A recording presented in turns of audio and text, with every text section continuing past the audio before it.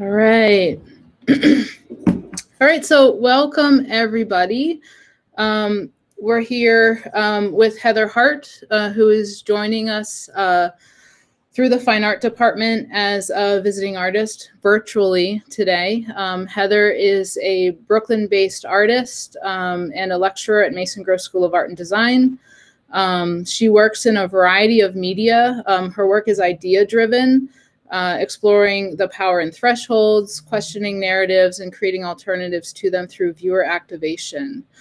For her work, Heather's been awarded numerous grants from Anonymous Was a Woman, the Graham Foundation, Joan Mitchell Foundation, the Jerome Foundation, NIFA, Harpo. She co-founded a project titled Black Lunch Table in 2005 and has won a Creative Capital Award, Wikimedia Foundation grant, and Andy Warhol Foundation grant just for that project. Her work has been exhibited at Queens Museum, Storm King Art Center, Kohler Art Center, NCMA, Eastern Illinois University, Seattle Art Museum, Brooklyn Museum, University of Toronto Scarborough. So lots of great things here.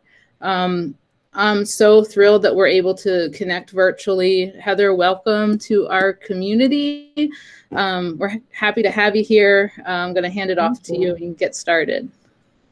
Thank you, Becky. It's so great to reconnect and see you guys virtually, some of your faces, some of your icons.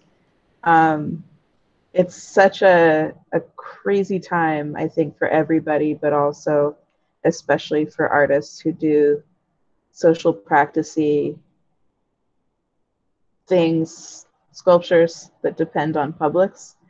So it's been a time for kind of reconnecting, reconsidering, and contemplating, I think, a lot for me. I think I'm gonna just, I kind of put pretty much everything, a little bit of everything into a slide presentation that I'm gonna share with you, I think, first. Okay, that's not working, 1 second. Just so that I can kind of contextualize a conversation, I think. Okie doke. Now let's see if you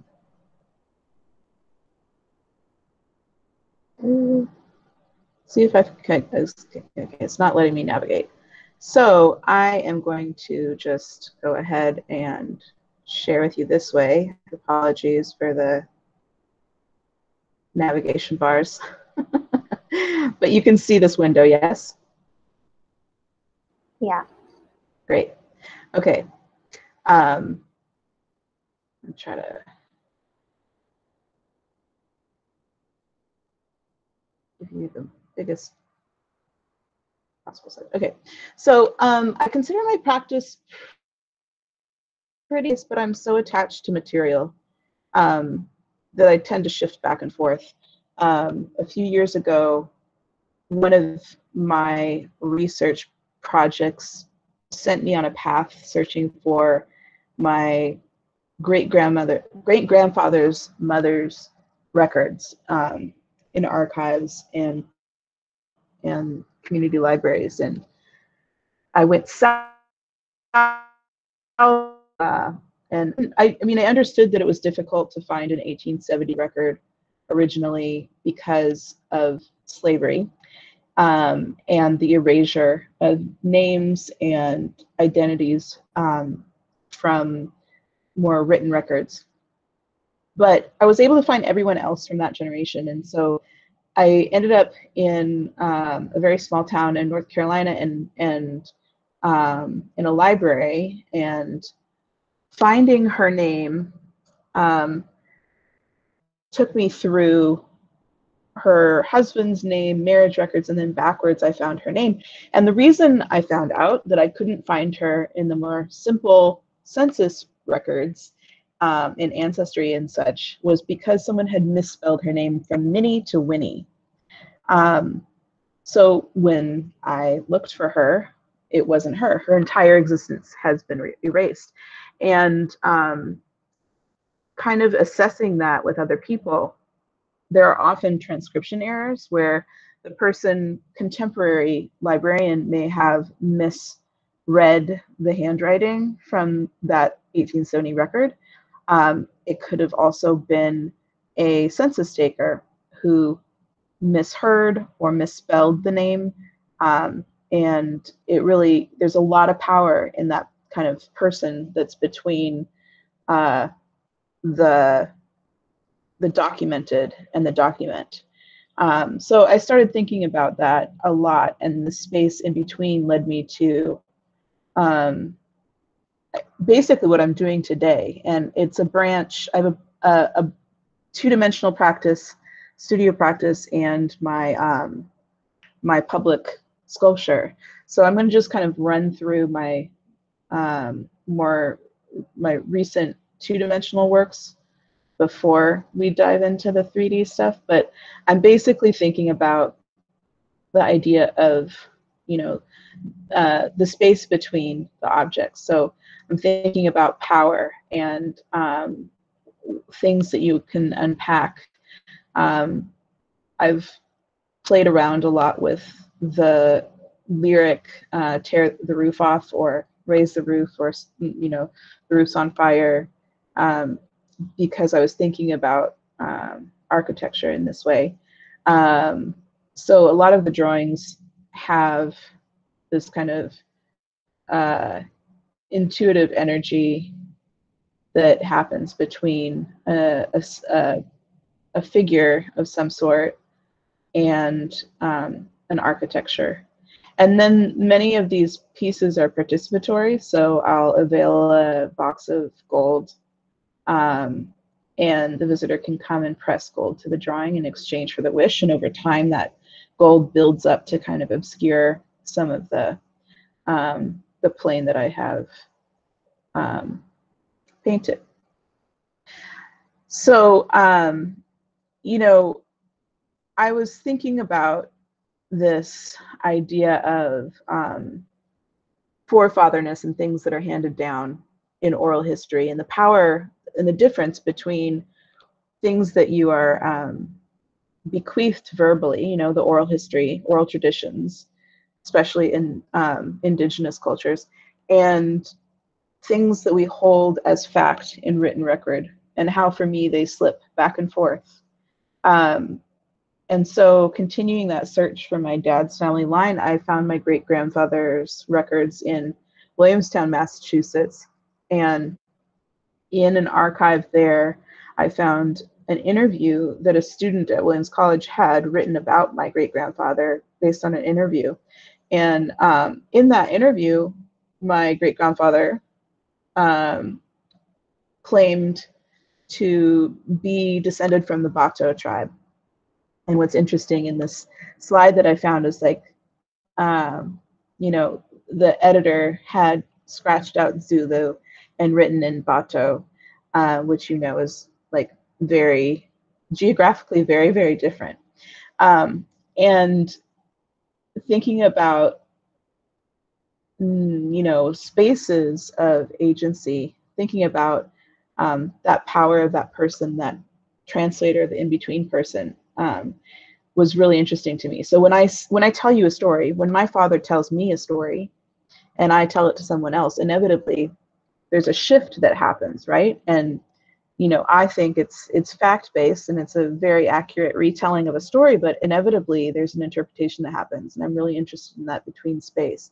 When I found this record, I was floored. You know, I think finding the tribe in Africa before Ancestry.com, that even now, that your family is descended from, is an American Black person's dream, I think, in general. And so I called my dad. I was verklempt, and my dad was like, yeah, but you know who your great-grandfather was, right? And then I stopped and I thought, and I was like, oh, okay. this is also a space of power and agency. My great-grandfather had basically crafted his identity. Oral history in my family does not match the written history, which I think is pretty common in like American Black families. It might be common in every family, you know? It's like, what is that family story versus the written record? So through surmising, I imagined that, you know, because my great-grandfather moved north 12 years before the Great Migration, was the only Black family in Williamstown, Massachusetts at the time. Not just the only Black family, the only Black person. He brought his family up with him later. I'm sure that there was some flexing that needed to happen in order to, you know, gain the kind of notoriety that he did within his community, and kind of wield his weight in a way that like was his intention, that he could form his, like, take agency and form his own identity irregardless of his history. So that was super interesting to me. And I think mostly, you know, with my practice, research-based, idea-based, it was a huge inspiration. So I started thinking about this idea of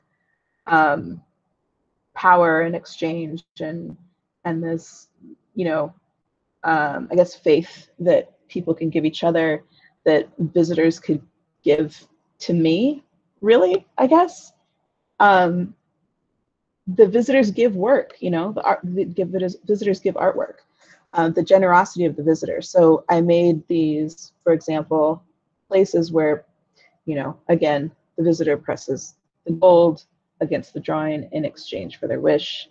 And then I ended up doing a performance piece with a couple performance series with a dancer friend of mine, where he kind of embodied this idea of this numinous Negro that was a term coined, I think by Richard Brookhiser in maybe, I don't know, right before Obama was elected. So thinking about the magical Negro trope, which is the Black character in a story that's like predates film, that it solely exists to guide the white protagonist to the end of the story. But you can still see this in characters in popular movies, like, you know, Morgan Freeman playing God, or Will Smith in half of his movies, you know. So thinking about the idea of the new numinous Negro complicated that two-dimensional character and gave him a backstory and 3 dimensions, essentially. So kind of embodying this idea of the new numinous Negro, we had Andre become kind of an oracle, or a person that people could go to for guidance and truth. They would have to press gold onto him in exchange for a wish or a consult, which is what you would do with a Buddha in a temple. And you know, it problematized the relationship, but also, I think, criticized it, or, you know, unpacked it a little bit. So people would have choices every step of the way, and the choices are important to me. They could climb up or approach, go through the labyrinth to consult, or they could not. They could ask questions or not. Some people ended up like looking and turning away, not engaging. Some people ended up pressing gold on his feet and running away. And some people stayed and actually had a consultation. The trick was that Andre would never answer your questions straightforward. He would always make rhetorical answers so that you ended up having to answer the question yourself. So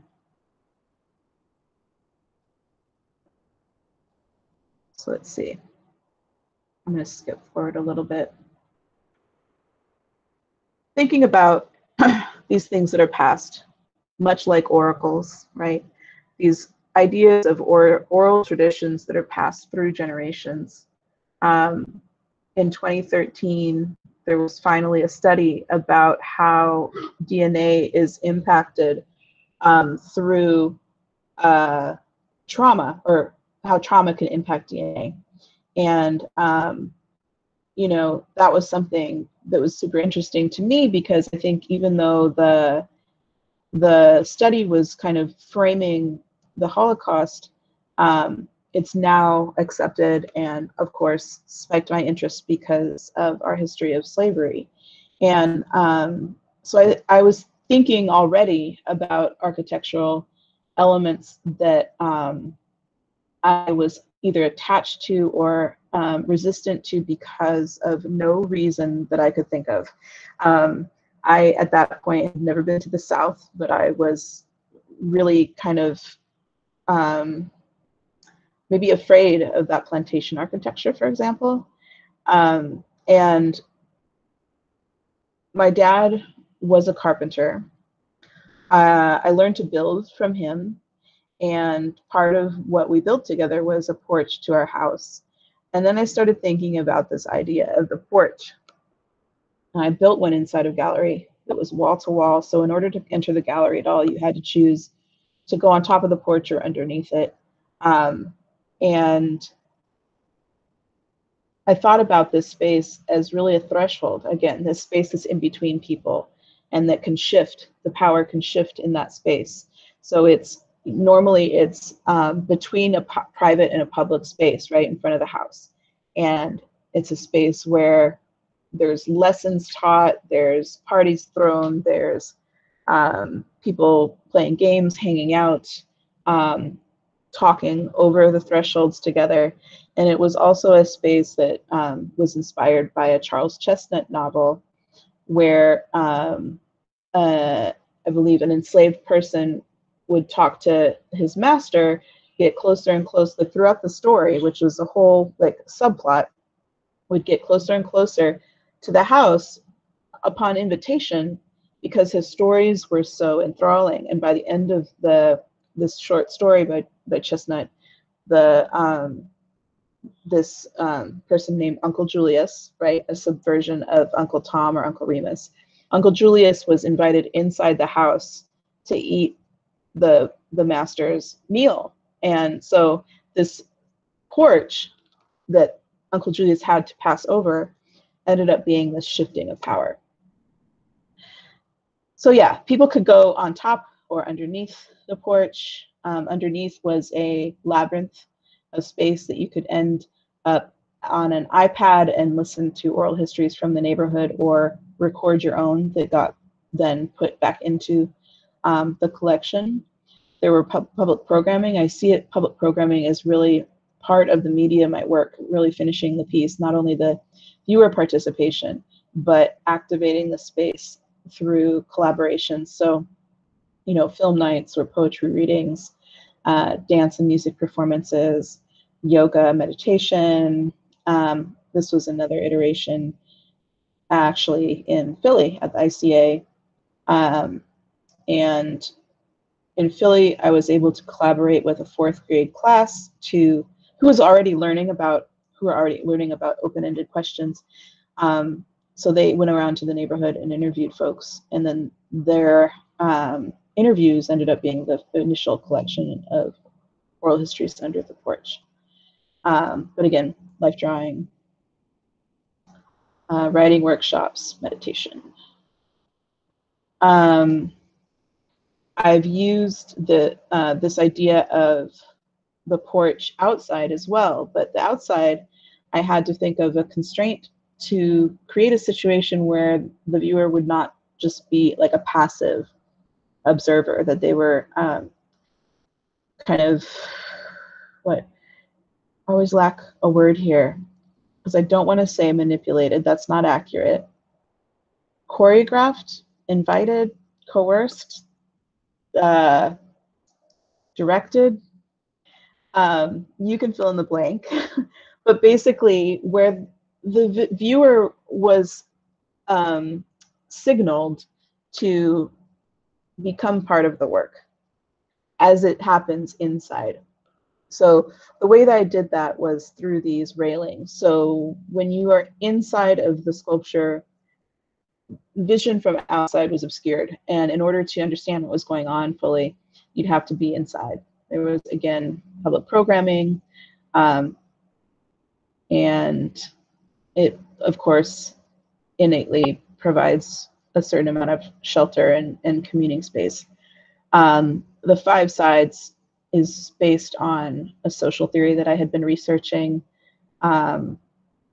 where people, when a group is more than 6 people, let's say, it tends to split into one person lecturing the others, or multiple conversations. And so 5, and when it's lower than like 4 or less, it tends to be like one person going around the room at a time, and it tends to stay very, very civil and guarded. But 5 seems to be like the ultimate threshold of people to have a rigorous and honest conversation.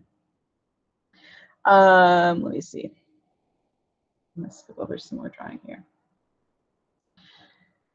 So I was commissioned by the Brooklyn Museum to propose a sculpture.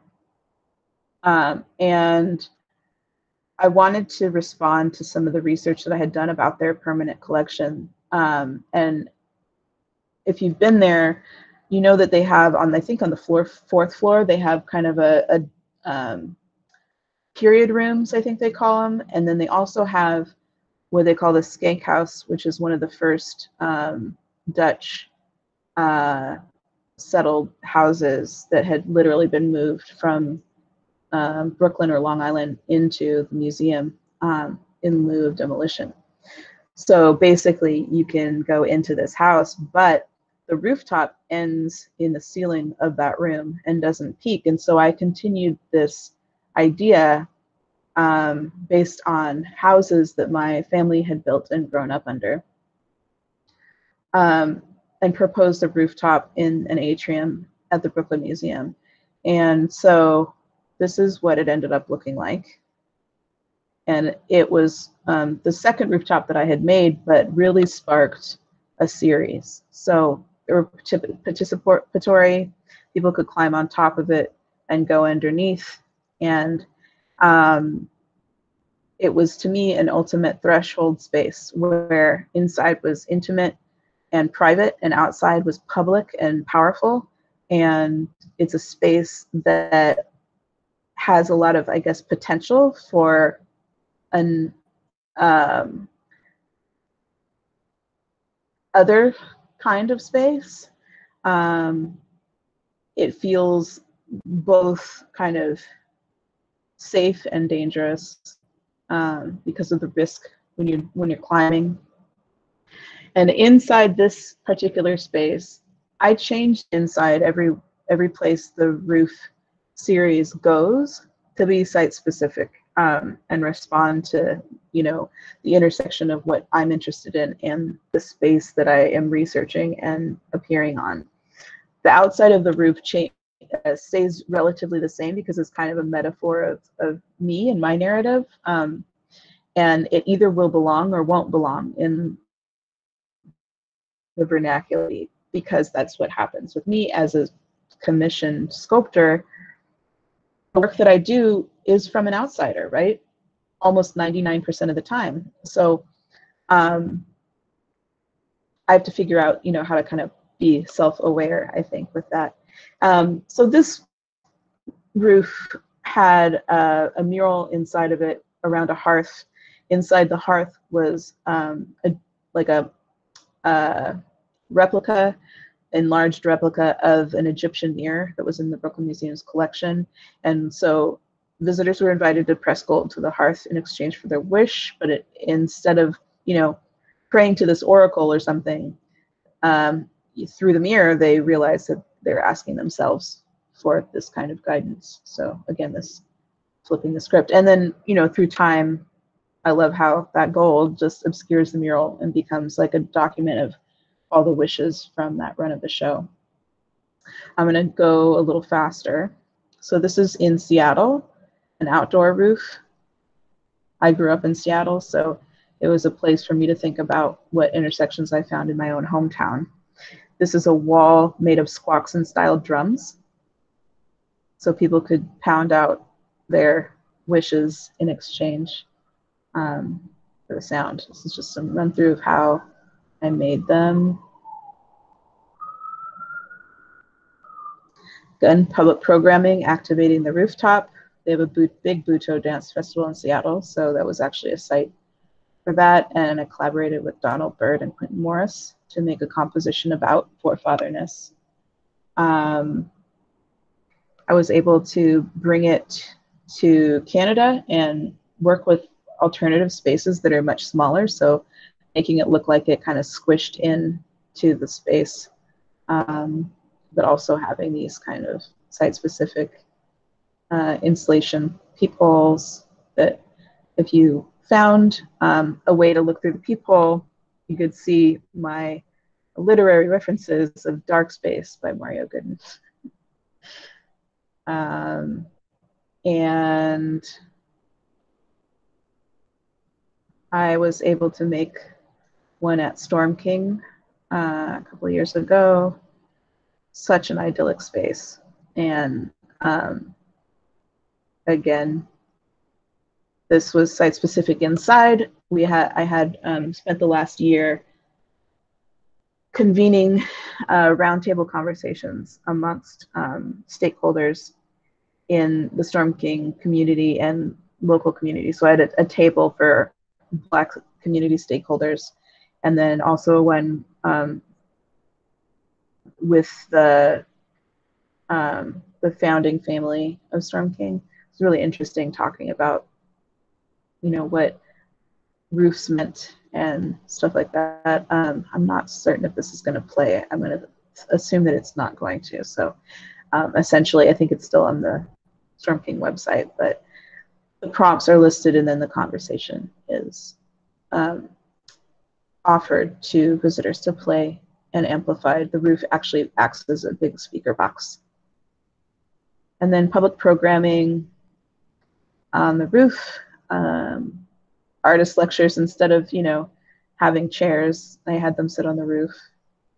Storyboard P was one of my favorite activators. He danced with Dance Cartel. Oh yes. So research and play. I sometimes will share this stuff with a school because I know you guys are kind of thinking about how this translates. So I'm going to go very quickly, but hopefully this will be interesting. And I feel like these influences evolve and change constantly. So this is one snapshot from last year of what I was thinking about a lot. So Gordon Matta Clark, of course, through scale and architecture, Ben Patterson, Terry Atkins. I think thinking about Beverly Buchanan and Barbara Chase Bowd, David Hammonds. Oh yeah, this is the beginning of the Brooklyn Museum rooftop play, of course. Being able to build with my father when I was in Seattle. And my family, this is my cousin on the left and one of my old mentors and friends. So it's really, you know, a communal practice that I've built for myself. And I think I found that out kind of in the process or after I was very deeply in it already. This is, of course, a mock-up proposal. But thinking about how, you know, a solitary art practice can really feed me in ways that I need as, you know, given my personality type, I think, you know, how do I make work that suits my interests? And that was actually a transition, I think, that happened perhaps even after grad school or maybe through grad school. One of the commissions that I love to talk about that I did, Kohler Art Center invited me to respond to their permanent collection. And all, I think, I'm nearly certain that Charles Smith is the only living artist in their collection. I might be wrong on that. There might be a few others, but very few. They specialize in vernacular and art environment builders, which is sometimes called outsider artists, which I find problematic. But we'll talk about a little bit of that too. This is a piece or an environment that Dr. Charles Smith created. And so this was going into disrepair, and the museum came and basically collected, I think, 500 pieces by Charles Smith. And he took that money and moved and ended up building a second environment. So there's one of these in Louisiana. This was in Illinois. There's one of these in Louisiana now, where he's still working. And when I would go and visit him, like, it looks like this, and then you'd see like his head bobbing in the background. You're like, oh, that's a real person. That's Dr. Charles. And then, you know, when you happen across this place, he will take you on a tour. And there's little like pathways built with these carpets. I don't know if you can see that down here, that people can enter into and walk around. And it really is a tribute to Black history all over the world, but also his intention is to teach Black youth about their culture. And that was what really caught me, because Kohler Art Center is in Sheboygan, Wisconsin, which is 95% white retirees. And I was like, what happens to an art environment when it is collected by a museum like this? So this is kind of part of what happens. Individual sculptures are pulled out of situation and put onto a pedestal with a name tag. What does that do to the art experience? So I kind of wanted to slow people down and just ask them to think about that, you know? I wanted to, instead of this like big like collection on pedestals, I wanted to really be thoughtful about selecting 10 or 11 individual pieces by Dr. Charles, and had them put into situations, into an architecture that I built for the pieces, where the visitor had to be self-aware about where they were stepping, climbing, crawling, squeezing, their physicality in that space, and then therefore their relationship to what they were viewing. So this was a SketchUp of my piece. This was the actual piece, or part of the actual piece, one view.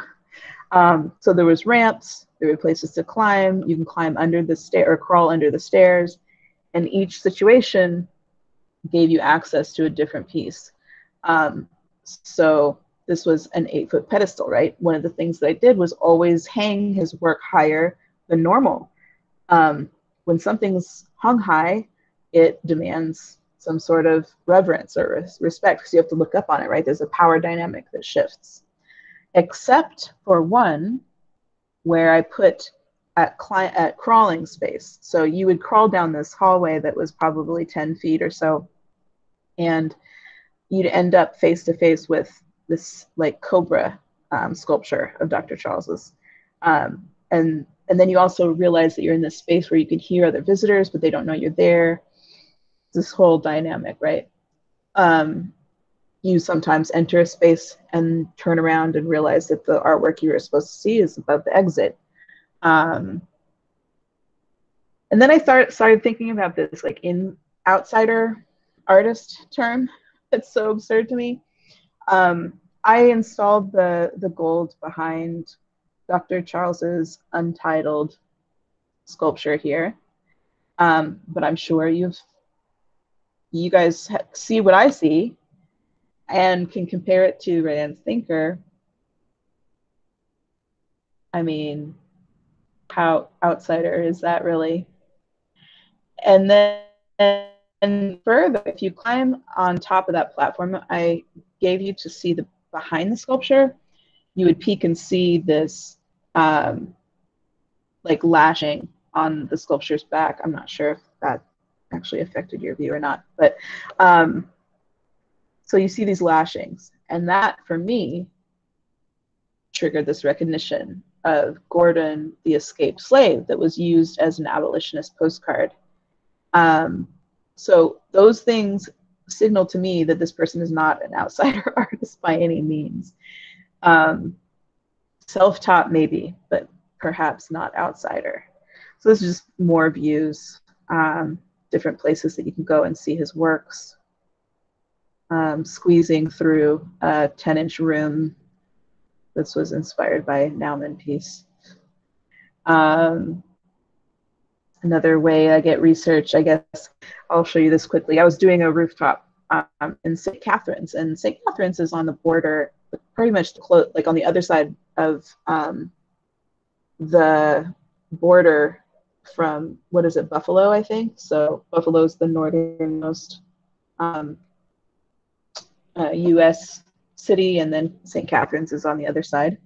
And so, as you know, probably, that Harriet Tubman used that relationship in the Underground Railroad and had a stop, or a settlement, and I think lived for a great deal of time in St. Catharines. So that was my inspiration here in this rooftop.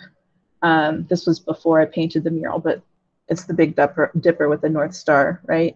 And so people can go in and see the North Star, peek through peepholes, and the North Star is like, you know, the quilted pattern North Star. When you peek through the peephole closer, you can see it's a diorama of the photograph of her, but without her.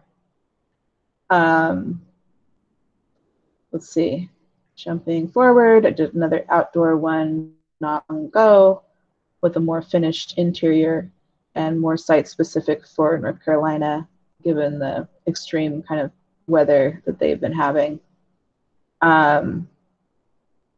Communal space, it was a lot of fun.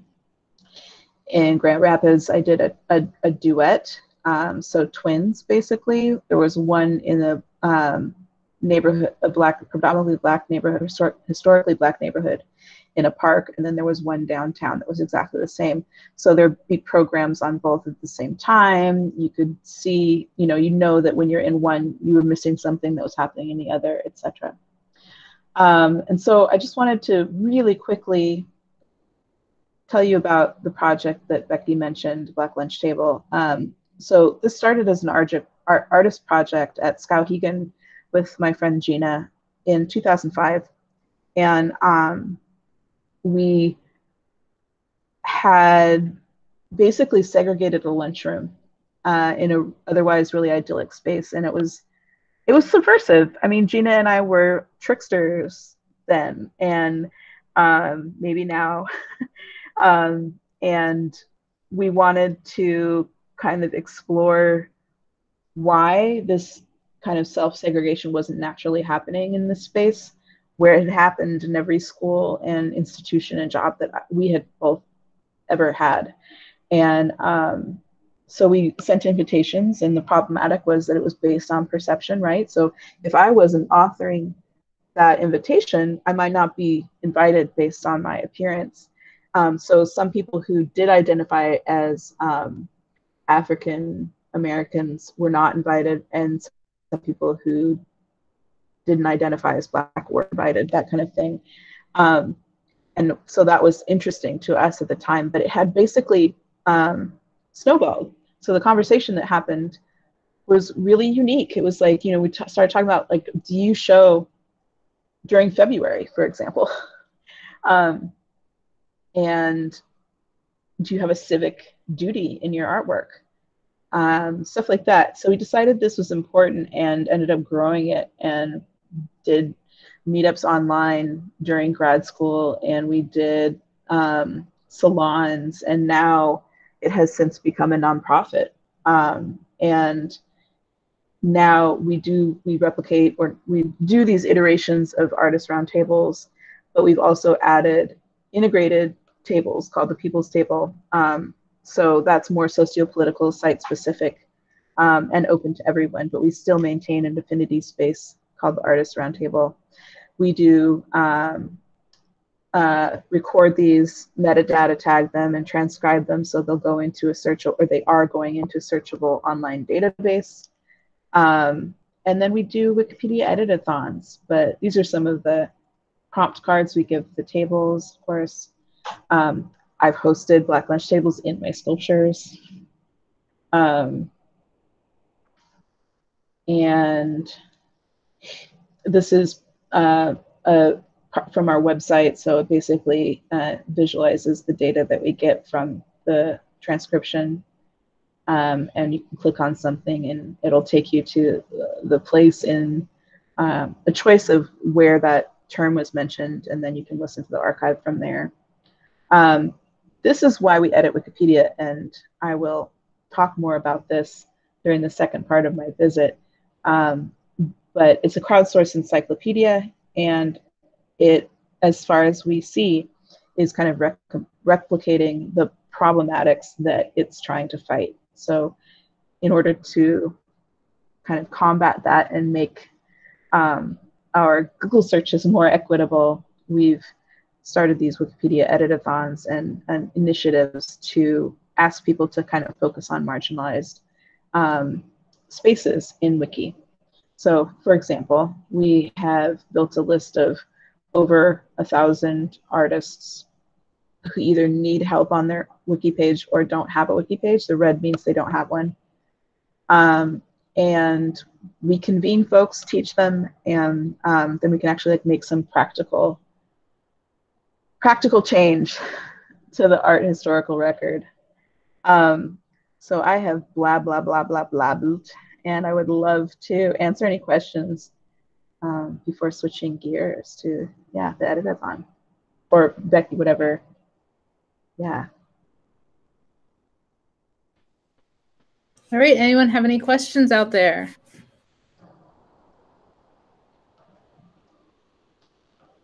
Anyone at all, don't be shy. Do you feel like when you first create a space, you don't have people interacting with it as much as you'd like them to? Kind of like out of nervousness? Yeah, that's a really good question, actually. So I constantly am thinking about these kind of signs and the semiology of space, right? To try to, what kinds of things can I build into a space to help people know what to do? Sometimes it's impossible, and sometimes I can do little things here and there. For example, with the drawings, I'm 90% of the time, I will ask somebody, tell them directly what to do, or I'll place a piece of gold before I hang it. So that's the signal that they need. There might be a little didactic by the box of gold that co-signs that it's hard in a gallery, you know, because everybody's taught not to touch artwork. But with the architecture and the sculpture, I feel like that's a little bit more playful for me, because I can kind of build around what is natural. So, for example, the space between the dormers is just perfect amount of space to hold your hands on, you know, either side. So people who are a little more insecure physically on that kind of grade feel like they can grab hold of something as they go up. When they're interacting with the interior porch, sometimes they'll climb on top of it because they're used to these kinds of porches and platforms. And only later will they like see or smell or hear like things going on underneath. So I think my goal is to make like a system of semiology that would guide people to that. And also, when in doubt, there's little, as minimal as possible, didactics.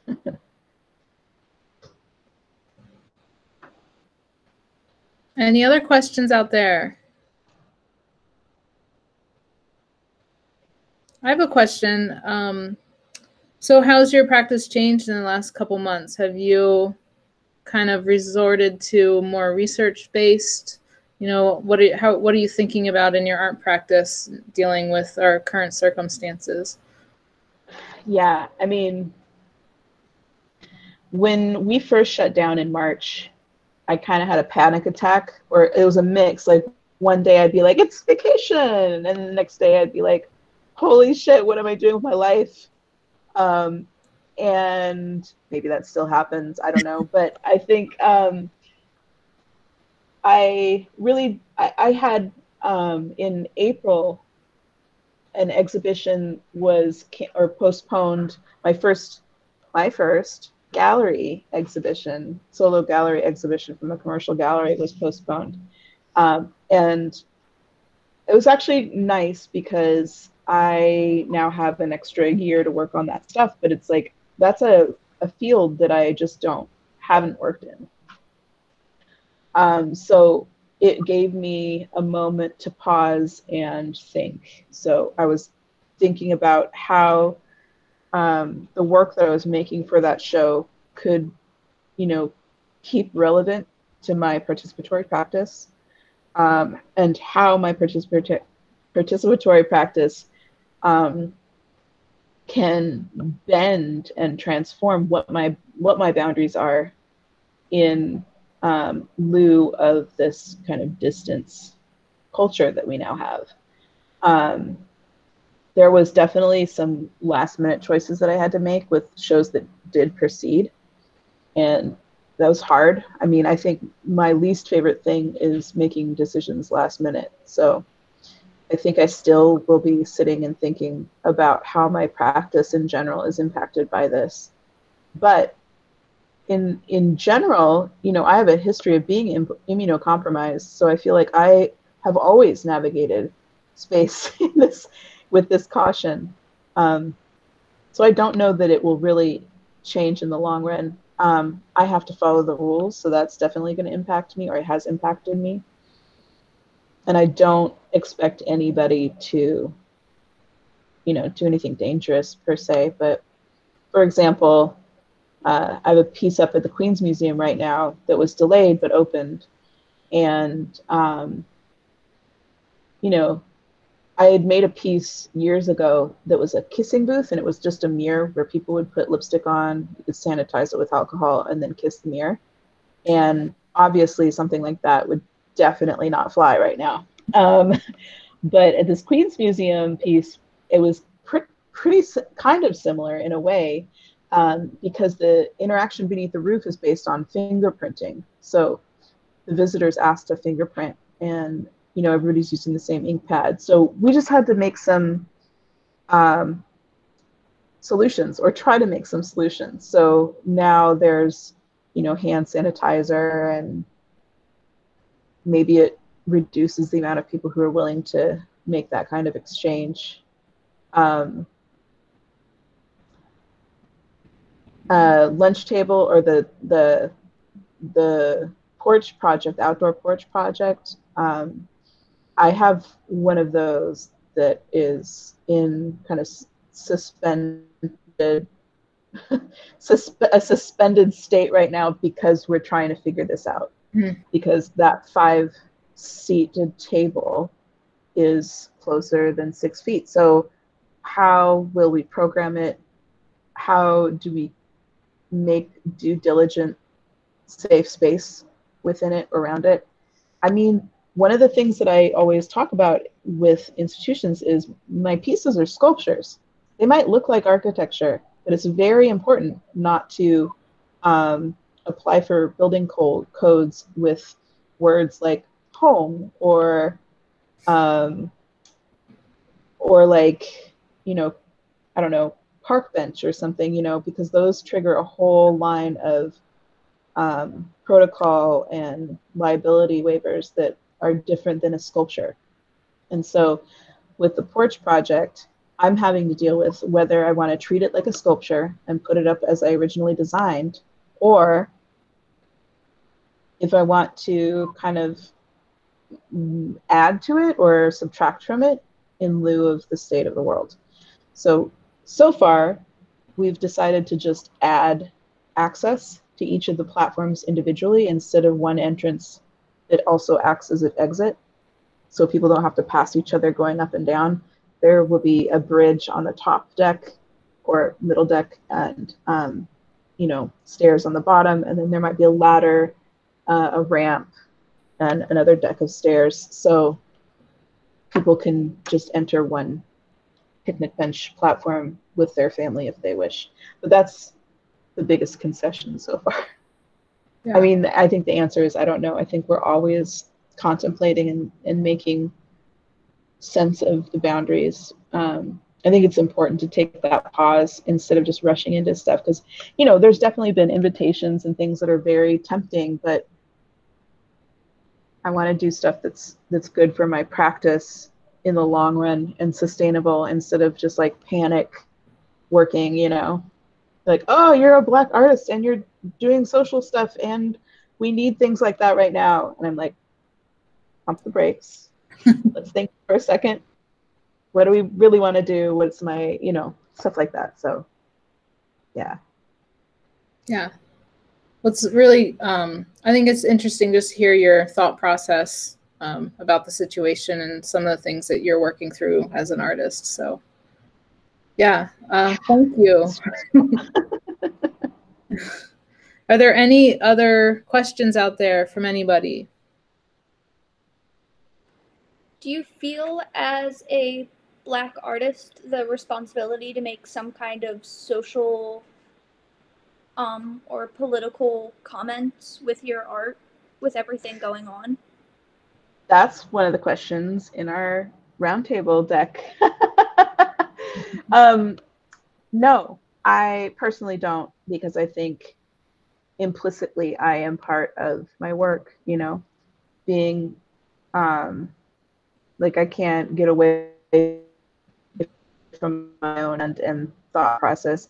If somebody else did my work, it would change. So the fact that I'm doing whatever work that I'm doing is relevant to all of those conversations and also other conversations, you know. So I am interested, you know, mostly in the idea of how architectures can impact our narrative and things that are handed down through generations and thresholds, right? So that is not exclusive to Black art, and the form of it might not be read as Black art. To me, it is both Black art and art of everything. Like I don't know, what is Black art? You know what I mean? I feel like a civic responsibility is really common, but I feel like just existing is my civic responsibility.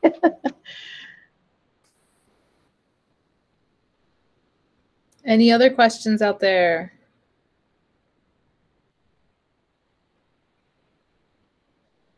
All right. Well, I think that that ends the talk portion of your visit today, Heather. Thank you so much for sharing your work. We really appreciate your ability to come and visit us virtually. At this point, I guess those of you that need to leave can sign off. Thank you for joining us. Fine Art Seniors, and I guess anyone that wants to stay on and participate is welcome to hang out, and we'll participate in this edit-a-thon. Heather's going to walk us through and kind of direct us in what we need to do. So thank you so much, everyone.